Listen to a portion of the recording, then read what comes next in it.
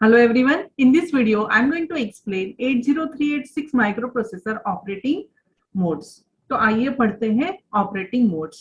तो 80386 के three operating modes होते हैं, यानी 80386 थ्री मोड्स में ऑपरेट होता है। एक है रियल मोड, सेकंड है प्रोटेक्टेड मोड और थर्ड है वर्चुअल 8086 मोड। तो स्टार्ट करते हैं रियल एड्रेस मोड। अब ये रियल एड्रेस मोड क्या है? तो ये पावर ऑन डिफॉल्ट मोड है। पावर ऑन डिफॉल्ट मोड यानी जब भी हम ये प्रोसेसर को स्विच ऑन करेंगे तो बाय डिफॉल्ट ये कौन से मोड में रहेगा? तो ये रियल ऑपरेशन मोड में रहेगा। ये प्रोटेक्टेड या वर्चुअल मोड में नहीं जाएगा, यानी जब भी हम स्विच ऑन करेंगे तो वो चला जाएगा अपने आप रियल मोड में।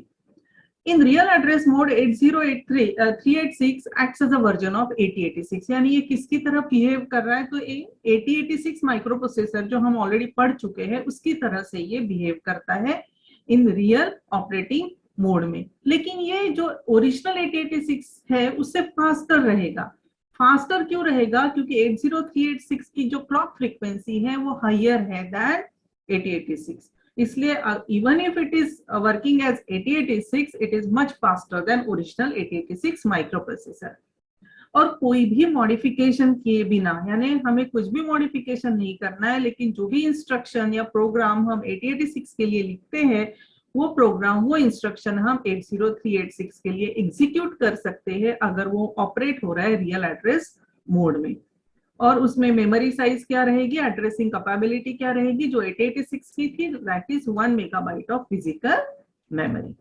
अब ये रियल एड्रेस मोड में सेगमेंटेड एड्रेसिंग होता है। उसमें कितने सेगमेंट्स है? तो 80386 में 6 सेगमेंट्स है। तो कौन सा है? एक है कोड सेगमेंट, दूसरा है स्टैक सेगमेंट और ये बाकी जो है ये सारे है डेटा सेगमेंट। डीएस है, ईएस है, एफएस और जीएस है, ये सारे क्या है? तो ये स्टैक सेगमेंट्स है। एड्रेस कैसे जनरेट करेगा? वैसे ही जैसे 8086 में करता है। बेस एड्रेस लेगा 16 बिट का, उसमें 0 ऐड करेगा जैसे वहां पे भी करता है, और उसमें ऑफसेट ऐड करेगा जो कि पॉइंटर रजिस्टर्स में या ऑफसेट रजिस्टर्स में होता है, और जनरेट करेगा 20 बिट फिजिकल एड्रेस। तो ये लॉजिकल या फिजिकल एड्रेस कैसे बनता है? तो बेस एड्रेस और ऑफसेट को ऐड करके मिलेगा। यानी ये बिल्कुल जैसे 8086 वर्क करता है उसी तरह से यहाँ पे वर्क कर रहा है। अब नेक्स्ट मोड, ऑपरेटिंग मोड कौन सा है? तो वो है प्रोटेक्टेड मोड। अब ये क्या है? तो it is natural 32 bit environment of 80386, यानी नेचुरल अपने जैसा बिहेव कर रहा है, यानी 80386 ये खुद की तरह ही इस मोड में बिहेव करेगा। यानी क्या हो रहा है? तो in this mode all instructions and features are available, यानी 80386 के जितनी भी इंस्ट्रक्शंस है, जो भी फीचर्स है, वो इस मोड में हम लोग यूज कर सकते हैं। यहाँ पे 32 न्यू इंस्ट्रक्शंस आप एग्जीक्यूट कर सकते हो। 80386 की जो स्पेसिफिक इंस्ट्रक्शंस है वो, यहाँ पे सेगमेंट साइज बड़ा होता है देन रियल मोड। यहाँ पे सेगमेंट का साइज रहेगा 1 to 4 गीगाबाइट्स। फिर if 80386 is working in protected mode, it cannot switch to real mode unless it is reset। यानी अगर प्रोटेक्टेड मोड में ये ऑपरेट हो रहा है और अगर आपको उसको रियल मोड में कन्वर्ट करना है तो उसको हमें क्या करना पड़ेगा? रीसेट करना होगा। It provides 4 level protection mechanism. ये जो 80386 है प्रोटेक्टेड मोड में जब ऑपरेट होता है तो ये 4 लेवल प्रोटेक्शन मैकेनिज्म देता है। इसका मतलब क्या है 4 लेवल प्रोटेक्शन मोड? तो यहाँ पे आप देख सकते हैं रिंग्स है, यहाँ पे एक प्रिविलेज लेवल दिया है।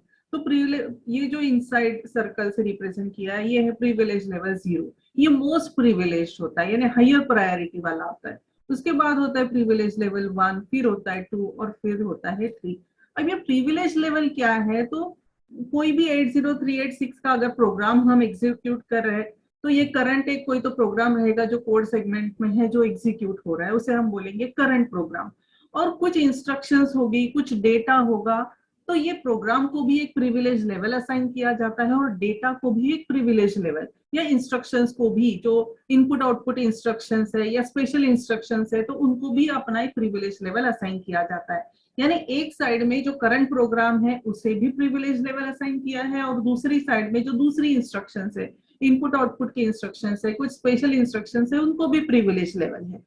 तो ये प्रोग्राम कौन से इंस्ट्रक्शन को एक्सेस कर सकता है और कौन से नहीं कर सकता है वो डिपेंड करता है कि ये और ये दोनों भी कौन से प्रिविलेज लेवल पे ऑपरेट हो रहे हैं। इसका मतलब क्या है कि अगर कोई प्रोग्राम है, करंट प्रोग्राम, उसका प्रिविलेज लेवल है PL0, PL0 हो गया हाईएस्ट प्रिविलेज लेवल। अब वो हाईएस्ट प्रायोरिटी है, यानी वो कोई भी इंस्ट्रक्शन यूज करने की उसको क्या मिलती है, it can access any instruction, यानी कोई भी इंस्ट्रक्शन, कोई भी डेटा जिसका प्रिविलेज लेवल PL0 से PL3 तक है वो एक्सेस कर सकता है, क्योंकि इसका प्रायोरिटी लेवल या प्रिविलेज लेवल क्या है, हाईएस्ट है। अगर कोई प्रोग्राम है जिसका प्रिविलेज लेवल 1 है तो ये कौन सा एक्सेस कर सकता है, तो 1 कर सकता है, 2 कर सकता है और 3 कर सकता है, यानी इंस्ट्रक्शन और डेटा जिसका प्रिविलेज लेवल 1, 2 और 3 है यूज कर सकता है, लेकिन PL0 नहीं कर सकता है, क्योंकि इंस्ट्रक्शन अगर विथ PL0 है मतलब इससे उसका प्रायोरिटी हायर हो जाता है, प्रिविलेज लेवल हायर हो जाता है, तो ये प्रोग्राम उसे एक्सेस नहीं कर पाएगा या यूज नहीं कर पाएगा। अगर कोई प्रोग्राम है जिसका प्रिविलेज लेवल 3 है, करंट प्रोग्राम जो एग्जीक्यूट हो रहा है उसका प्रिविलेज लेवल है 3, तो वो सिर्फ इंस्ट्रक्शन वही या डेटा वही यूज कर सकता है या एक्सेस वही कर सकता है जिसका प्रिविलेज लेवल 3 है। वो 0, 1 और 2 को नहीं कर पाएगा, क्योंकि 0, 1 और 2 अगर प्रिविलेज लेवल है तो इससे उसका प्रिविलेज लेवल हायर हो जाता है और ये उसे एक्सेस नहीं कर पाएगा। तो इस तरह का प्रोटेक्शन मैकेनिज्म प्रोटेक्टेड मोड में 80386 प्रोवाइड करता है।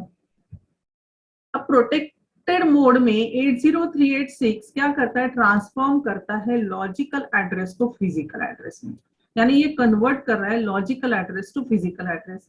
फिजिकल एड्रेस क्या है कि जो एक्चुअल एड्रेस जहाँ पे डेटा है, इंस्ट्रक्शन है, actual address is in physical memory, वो क्या हो गया, फिजिकल एड्रेस। और लॉजिकल एड्रेस क्या हो गया, the address is as viewed by programmer, programmer को जो दिख रहा है वो क्या हो गया है, ये लॉजिकल एड्रेस हो गया। तो ये 2 स्टेप में होता है प्रोटेक्टेड मोड में, एक होता है फर्स्ट स्टेप सेगमेंट ट्रांसलेशन और दूसरा होता है पेज ट्रांसलेशन।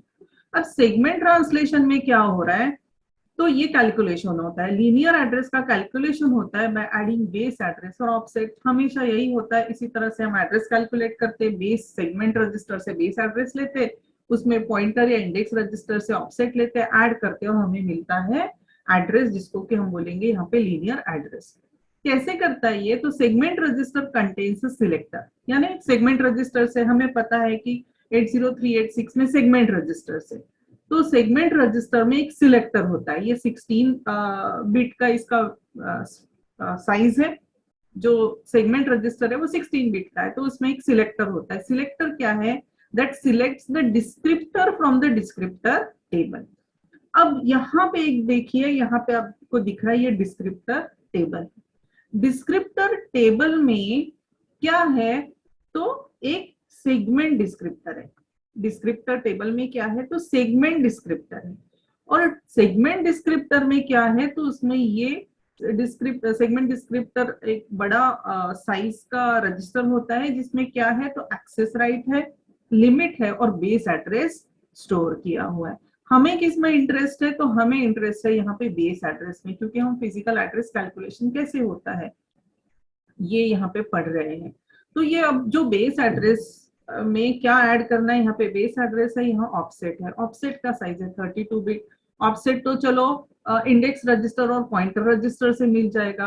बेस एड्रेस कहाँ से मिलने वाला है, तो बेस एड्रेस मिलेगा सेगमेंट डिस्क्रिप्टर। सेगमेंट डिस्क्रिप्टर में होता है बेस एड्रेस, सेगमेंट डिस्क्रिप्टर कहाँ है, तो डिस्क्रिप्टर टेबल में है। और इसका एड्रेस कहाँ स्टोर है, डिस्क्रिप्टर सेगमेंट डिस्क्रिप्टर का एड्रेस कहाँ स्टोर है, जिसको बोलते हैं सिलेक्टर, वो स्टोर है सेगमेंट रजिस्टर में। तो इस तरह से ये कैलकुलेशन होता है, यहाँ से ये लेगा सेगमेंट डिस्क्रिप्टर, यहाँ से लेगा ऑफसेट, उसको ऐड करके मिलेगा लीनियर एड्रेस। जैसे कि यहाँ पे लिखा है linear address is equal to base address plus offset, लेकिन ऑफसेट कहाँ पे है, तो इंडेक्स या पॉइंटर रजिस्टर में है। और बेस एड्रेस कहाँ है, तो फिर से बेस एड्रेस है सेगमेंट डिस्क्रिप्टर में, सेगमेंट डिस्क्रिप्टर कहाँ है, तो डिस्क्रिप्टर टेबल में है। और इसका एड्रेस, सेगमेंट डिस्क्रिप्टर का एड्रेस कहाँ है, जिसको कि सिलेक्टर कहा जाता है, वो है सेगमेंट रजिस्टर में। The descriptor contains information about this access right, limit and base address. The offset can be 32 bit, offset का साइज यहाँ पे क्या है, 32 बिट का है। फिर नेक्स्ट स्टेप जो है सेगमेंट ट्रांसलेशन के बाद प्रोटेक्टेड मोड में आता है पेज ट्रांसलेशन। पेज ट्रांसलेशन क्या है? It is a linear address, in this linear address is converted to physical address. अभी प्रीवियस स्टेप में हमें लीनियर एड्रेस मिला था, उसको कन्वर्ट करता है ये इन फिजिकल एड्रेस, उसके लिए पेजिंग मैकेनिज्म यूज होता है। तो ये हो गया ऑल अबाउट प्रोटेक्टेड मोड। तो अभी हमने पढ़े real mode and protected mode, और थर्ड होता है वर्चुअल 8086 मोड। अब वर्चुअल 8086 मोड को V86 मोड भी कहा जाता है। तो ये क्या है? तो it is a dynamic mode. Dynamic है यानी हमेशा चेंज होता रहेगा। कैसे चेंज होता रहेगा? तो डायनामिक मोड में यानी ये कभी 86 की तरह बिहेव करेगा, कभी 386 की तरह बिहेव करेगा, कभी 86 के मोड में चला जाएगा, कभी 386 के मोड में। तो इसलिए इसमें डायनामिज्म है, हमेशा चेंज होता है, इसलिए उसे वर्चुअल 86 मोड बोलते हैं। It is a dynamic mode in the sense that processor can switch repeatedly, processor repeatedly switch होता है rapidly between V86 mode and protected mode. Processor runs in protected mode, processor run कर रहा है protected mode में, लेकिन अगर उसको real mode में जाना है या फिर रियल मोड में है और उसको प्रोटेक्टेड मोड में जाना है, तो पेजिंग का काम है कि ये जो 20 बिट लीनियर एड्रेस है उसको कन्वर्ट करना 32 बिट फिजिकल एड्रेस में। क्योंकि रियल मोड में जब होता है तब उसका एड्रेस होता है, फिजिकल एड्रेस साइज होता है 20 बिट का, है ना। और लेकिन अगर वो प्रोटेक्टेड मोड में चला जाएगा तब उसका एड्रेस होना चाहिए 32 बिट का। तो ये उसको कन्वर्ट करना है। ये कन्वर्ट करने का काम कौन करता है? तो पेजिंग यूनिट का ये काम होता है। The CPU enters in V6 mode यानी 8086 में from protected mode, यानी अगर वो प्रोटेक्टेड मोड में ऑपरेट हो रहा है यानी 80386 अपनी तरह बिहेव कर रहा है और उसको 86 मोड में जाना है, क्यों? तो उसको एग्जीक्यूट करनी है 86 की इंस्ट्रक्शन या 86 का प्रोग्राम। यानी अगर हमारे पास कोई 86 का प्रोग्राम है उसको एग्जीक्यूट करना है, लेकिन 80386 प्रोटेक्टेड मोड में ऑपरेट हो रहा है, तो उसको कन्वर्ट होना होगा, उसको जाना होगा V86 मोड में यानी 86 के मोड में। तो ये क्या करेगा? Then it leaves V86 and enters. ये बार बार यहाँ से वहां स्विच होता रहेगा, 86 छोड़ेगा 386 में जाएगा, 386 छोड़ेगा 86 में आएगा। तो इसलिए ये क्या है? डायनामिक मोड है। So I hope you understood all three operating modes of 80386 microprocessor. Thank you very much. Thanks for watching.